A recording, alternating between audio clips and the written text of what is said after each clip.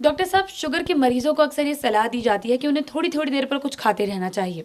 ऐसे में मैं जानना चाहूंगी ये कि शुगर के जो मरीज हैं उनके लिए व्रत रखना क्या सही डिसीजन हो सकता है?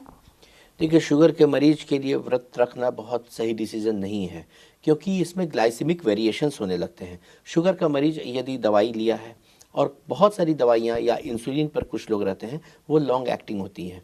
उनके कार्य आप खा चुके हैं तो हाफ लाइफ उनका 24 घंटे तक वो शरीर के अंदर कार्य कर रहा है, या इंजेक्शन भी कार्य कर रहा है। यदि आप फास्ट करते हैं तो वो दवाई आपका बाद में, जब शुगर का लेवल आपका कम हो गया फास्ट करने से, तो हाइपो में आप जा सकते हैं। हाइपोग्लाइसेमिक शॉक हो सकती है, जो गंभीर स्थिति होती है।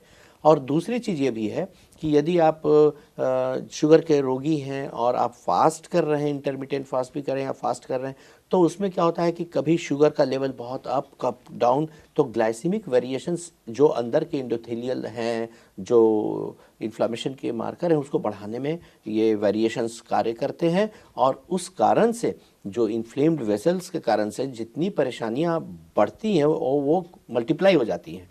तो इसलिए ग्लाइसेमिक वेरिएशन शुगर के मरीजों में बहुत ज़्यादा खतरनाक होता है।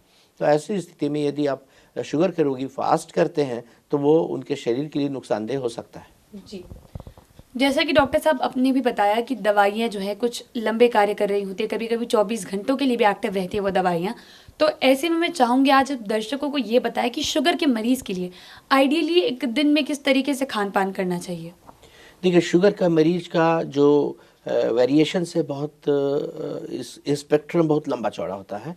किसी किसी शुगर के मरीज में जो इनिशियल है, जिनका बीटा सेल में उतना ह्रास नहीं हुआ है, बीटा सेल इंसुलिन प्रोड्यूस कर रहे हैं, माइल्ड कमी है उसमें, तो वो लाइफ स्टाइल चेंज करके, टहल घूम करके, ये व्यायाम करके, अपने खान पान पर नियंत्रण करके शुगर को कंट्रोल कर सकते हैं। जिनमें उनसे ज़्यादा कुछ प्रॉब्लम है, या इंसुलिन रेजिस्टेंस ज़्यादा है किसी कारण से, ओबेसिटी के कारण से, या बीटा सेल जो बनाते हैं इंसुलिन को, उनकी ज़्यादा मात्रा में ह्रास हो चुकी है, खराब कम हो चुके हैं, तो उस स्थिति में ओरल हाइपोग्लाइसेमिक एजेंट्स, दवाइयों का सेवन करना जरूरी होता है।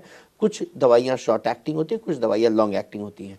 अगर उनसे भी वो शुगर कंट्रोल नहीं आ रहा है तो कॉम्बिनेशन दवाइयाँ दी जाती हैं, जो डिफरेंट मोड ऑफ एक्शन से चलती हैं। अगर इन सब दवाइयों के बावजूद शुगर कंट्रोल पे नहीं आता है तो इंसुलिन का सहारा लेना पड़ता है। तो इस तरह से आपका खान पान जो है वो इस नियंत्रित करने में और आपके शरीर के अन्य अंगों को ठीक रखने में, चूँकि हम लोग देखें कि शुगर के रोगियों में कार्डियक प्रॉब्लम होना, या किडनी का समस्या होना, नर्व का प्रॉब्लम होना, ये सब बढ़ जाता है। तो ऐसी स्थिति में आपके डाइट जो है वो बहुत इम्पॉर्टेंट रोल प्ले करते हैं। आपके एक्सरसाइज भी बहुत इंपॉर्टेंट रोल प्ले करते हैं। इंसुलिन की सेंसिटिविटी को आपका एक्सरसाइज बढ़ाता है, जिससे कि आपकी जो दवाइयों की मात्रा है वो कम लेने की आवश्यकता होती है। और आपका डाइट, नियमित डाइट, आपका फ्रिक्वेंटली इंटरवल पर कुछ न कुछ हल्का लेना, जिसका कि लो ग्लाइसेमिक इंडेक्स वैल्यू होता है, उसे लेना, उससे आपके शुगर को कंट्रोल रखने में बहुत सहायता मिलती है। और आप स्वस्थ भी रह सकते हैं शुगर होते हुए भी। जी।